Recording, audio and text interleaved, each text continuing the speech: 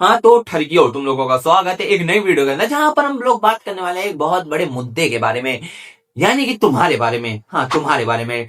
एक बार अपने अंदर झांक के देखो, तुम्हें तुम्हारे अंदर एक ठरकी देखने को मिल जाएगा। हाँ, आज हम उसी ठरकी के बारे में बात करने वाले हैं, जिसके सामने जैसे ही कम कपड़ों वाली एनिमे गर्ल आती है तो तुम्हारा ओह पानी निकल जाता है ना यार। इस रिकॉर्ड कर लेता हूँ, उसके बाद जाके धो लूंगा। तो तुम लोग समझ गए होंगे कि आज की वीडियो के अंदर हम बात करने वाले हैं हाउ सिम्स रूइंग एनिमे कल्चर। आखिर सिम्स की वजह से किस तरह एनिमे जो कम्युनिटी है, समाज है, इस ये तबाह होता जा रहा है। और अब इससे पहले तुम सिम्स को सीधा एसोसिएट कर लो वो लोग जो कि सिर्फ एनिमे गर्ल्स को देखना पसंद करते हैं और उनके पीछे पागल हैं, उनके बड़े बड़े बबले हिलते हुए देखने। जिगर जिगर से उसकी बात कर रहा हूं मैं। रुक जा, अपना ही ठरकी मोड बंद कर पहले। मत बैठ रख में मत बैठ, बहुत बड़ा मुद्दा है ये।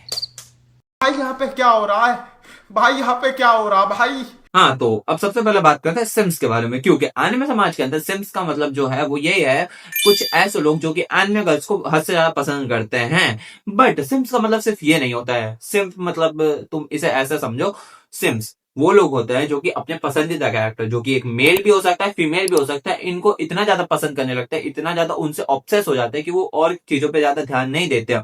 उनके लिए जो एनिमे होता है उसका कोर जो कॉन्सेप्ट होता है वो पूरी तरह से बदल जाता है। उनके लिए जो पूरे सीरीज है वो एक कैरेक्टर के अराउंड घूमने लगती है।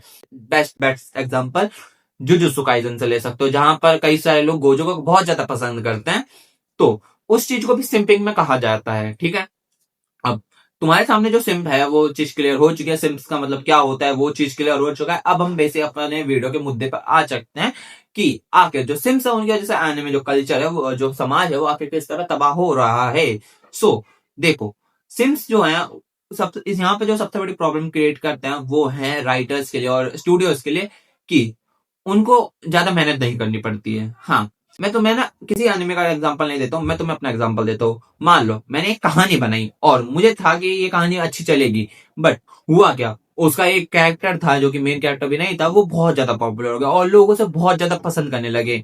सो भले ही मैं उस कैरेक्टर को लेकर पूरी सीरीज ना घुमाऊं और मैं उस कैरेक्टर को आगे जाकर थोड़ा साइड लाइन कर दूं, बट जो स्टूडियो है वो उस कैरेक्टर को मेन पॉइंट में लाएगा, उस कैरेक्टर को ज्यादा स्क्रीन टाइम देगा और हो सकता है उसकी वजह से वो बाकी सारे कैरेक्टर्स और जो स्टोरी है और जो प्लॉट है उसको ओवरशैडो करवाने लगे। बिकॉज स्टूडियो जो एनिमेशन बनाते हैं उनका जो ओवरऑल गोल होता है वो होता है कि उस एनिमेशन से पैसा अर्न करना। और जो सिम्स ऑडियंस होते हैं उनको इकट्ठा करना एक कैरेक्टर के दम पे काफी आसान होता है, बिकॉज सिम्स ऑडियंस एक कैरेक्टर को पसंद करती है और उसके लिए वो उस सीरीज को पूरा देख सकती हैं। तो जो स्टूडियोज होते हैं दे रियलाइज कि या तो वो अगर एक मेल कैरेक्टर को बहुत अच्छा बना दे, और मेल कैरेक्टर को तुम साइड करो, एक फीमेल कैरेक्टर को बहुत ज्यादा सेक्सुअलाइज कर दे और मतलब उसको हद से ज्यादा सेड्यूस बना दे और ओवर क्यूट दिखाने लगे। मतलब तुम लोगों ने हाल फिलहाल में इस चीज पर बहुत ज्यादा अच्छे से ध्यान दिया होगा कि मैक्सिमम जो एनिमे की फीमेल कैरेक्टर्स बनती हैं they feel like the same, वही स्वीट सी, काइंड हार्टेड, और they are not the different. एक पैलेट बना दिया है कि भाई एक एनिमे गर्ल है, उसके अंदर ये खूबसूरत ये चीजें होनी चाहिए। बड़े संतरे डाल दिए, क्यूट नेचर डाल दिया, और अगर क्यूट नेचर नहीं है तो उसको थोड़ा मतलब सुंदरे बना दो, या फिर तुम आकाने, ये जो आकाने है ना, आकोना की तरह बना दो, मतलब थोड़ा नेगेटिव वाइब के साथ। तो लोग जो है उन कैरेक्टर्स को बहुत ज्यादा पसंद करेंगे और यही सबसे बड़ी प्रॉब्लम है। बिकॉज अब हर एक कैरेक्टर एक जैसा लगने लगा है, एक पैलेट पे जाने लगा है, तो जो कैरेक्टर्स है उनकी जो डेप्थ है, उनकी जो बैक स्टोरीज है, वो कहीं ना कहीं रुइन होती जा रही हैं। और जो एनिमे है वो अपना जो मेन मजा था, जिस चीज के लिए उसे सबसे पसंद किया जाता था, कैरेक्टर डेवलपमेंट, स्टोरी टेलिंग, वो कहीं ना कहीं खत्म होता जा रहा है। बिकॉज जो स्टूडियोज हैं वो स्टोरी टेलिंग से भी थोड़ा भटक जाते हैं, जस्ट बिकॉज ऑफ कि उन लोगों को उस कैरेक्टर को स्टोरी में थोड़ा स्क्रीन टाइम ज्यादा देना है ताकि वो सिर्फ ऑडियंस को इकट्ठा कर सके। और इसी सब की वजह से जो सबसे बड़ी दिक्कत क्रिएट होती है वो होती है टॉक्सिसिटी। यहाँ पर जो लोग होते हैं वो अपने पसंदीदा कैरेक्टर्स को इतने ज्यादा पसंद करने लगते हैं कि वो स्टोरी पर, प्लॉट पर या फिर दूसरे कैरेक्टर्स को इतना ध्यान ही नहीं देते और उनके लिए मतलब उनको बुरा भला कहने लगते हैं। यहाँ पर तुम एग्जांपल ले सकते हो रे जीरो का। रे जीरो के अंदर दो मेन फीमेल कैरेक्टर हैं जो कि बहुत ज्यादा पॉपुलर है, एक है रेम और दूसरी है एमिलिया। अब कई सारे जो लोग हैं वो एमिलिया को बहुत ज्यादा पसंद करते हैं, इसलिए वो रैम को काफी हेट देते रहते हैं। लेकिन जो रैम को पसंद करने वाले हैं वो एमिलिया को हेट देते रहते हैं। मैंने रे जीरो देखा और भाई दोनों ही कैरेक्टर इतने ज्यादा खूबसूरती के साथ लिखे गए ना कि मजा आता है दोनों को देखकर। और यहीं पर जो टॉक्सिसिटी है वो आ जाती है लोगों के अंदर जस्ट बिकॉज ऑफ कैरेक्टर्स, जो कि कोई सेंस नहीं बनाता है। बिकॉज यार वो कैरेक्टर उस कहानी के अंदर हैं और जिस तरह उन्हें दिखाया जाने वाला है वो तुम कुछ नहीं कर सकते। और तुम मतलब समझ गए होगे मैं क्या कहना चाहता हूँ कि आखिर किस तरह लोगों के अंदर इस कैरेक्टर्स की वजह से टॉक्सिसिटी ऐड होती जा रही है, और किस तरह जो मेन कॉन्वर्जेशन का टॉपिक होता था एनिमे में पहले, कैरेक्टर डेवलपमेंट, कैरेक्टर्स की कहानी, बैक स्टोरीज, जो पूरी एनिमे की कहानी है वो सब कुछ रुइन होता जा रहा है। एक बार तुम जाके 90s के एनिमे देखना, उसके अंदर ना जो फीमेल कैरेक्टर्स होती है तो उनको इतना ज्यादा सेड्यूसिव नहीं बनाया जाता था, उनको इतना ज्यादा रिवीलिंग क्लोथ के अंदर या फिर इतने ज्यादा क्यूट क्लोथ के अंदर नहीं बनाया जाता सकता था, जस्ट बिकॉज दे नो कि उनकी जो पूरा जो एनिमे है वो स्टोरी के दम पे चल सकता है। बट रिसेंट टाइम्स के अंदर जो एनिमे में फीमेल कैरेक्टर्स होती है उनको बहुत ज्यादा सेड्यूसिव बनाया जाता है, मेल कैरेक्टर्स को भी ऐसे बनाया जाता है कि वो जो बहुत सारे लोग हैं उनकी फैंटेसीज को पूरा कर सके। एग्जाम्पल के लिए तुम लोग देख सकते हो संग जिनवो को, सोलो लेवलिंग। इसकी कहानी कोई इतनी अच्छी नहीं है but just because of Jinu, Jinu का जो कैरेक्टर है वो बहुत से लोगों की फैंटेसी है। मतलब तुम लोगों ने भी कभी ना कभी इस चीज को इमेजिन किया होगा कि तुम्हारे स्कूल में एक बार आतंकवादी हमला तो कर दे, उसके बाद पूरे स्कूल को बचाऊंगा और रिया की बिल्ली मार दूंगा।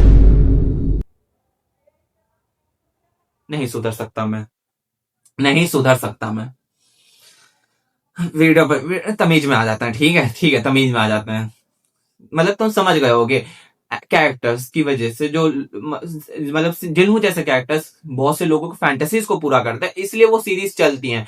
जब लोगों को ये चीज रियलाइज होगी कि भाई लो एफर्ट स्टोरीज जिनमें ज्यादा दिमाग लगाने की जरूरत नहीं है, बस एक अच्छा कैरेक्टर जो कि लोगों की फैंटेसीज को पूरा कर सके उसको बना दो, वो सीरीज पॉपुलर होगी और लोग उसे देखेंगे।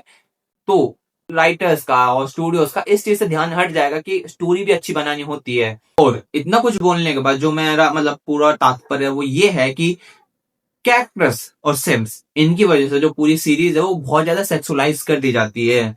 मतलब जहां पर उस सीरीज को नॉर्मली भी बनाया जा सकता था, स्टूडियोज करते क्या है कि कैरेक्टर्स के जो क्लोथिंग होती है, जो मतलब उनके चेस्ट होता है, उनके साइज को बढ़ा दिया जाता है, क्लोथिंग को थोड़ा छोटा कर दिया जाता है, और कोशिश की जाती है कि उनके ऐसे सीन्स जिसके अंदर उन्होंने कम क्लोथिंग पहन रखी हो उनको, या फिर बीच सीन्स, बीच वाले सीन्स इनको ऐड किया जा सके, जस्ट बिकॉज कि फीमेल कैरेक्टर को कम कपड़ों के साथ या फिर लड़कियों के लिए मेल कैरेक्टर्स को कम कपड़ों के साथ। और एक और एग्जांपल तुम ले सकते हो कि लॉन्डे जो है वो कई बार मेल कैरेक्टर्स को भी बहुत ज्यादा पसंद करने लगते हैं, तो उनके लिए कैरेक्टर, उनके लिए मेल कैरेक्टर्स जो होते हैं उनको भी मतलब बहुत ज्यादा बॉडी के अंदर या फिर उनकी फैंटेसीज को पूरा करते हुए बना दिया जाता है, जस्ट बिकॉज ऐसी ऑडियंस को करेक्ट किया जा सके।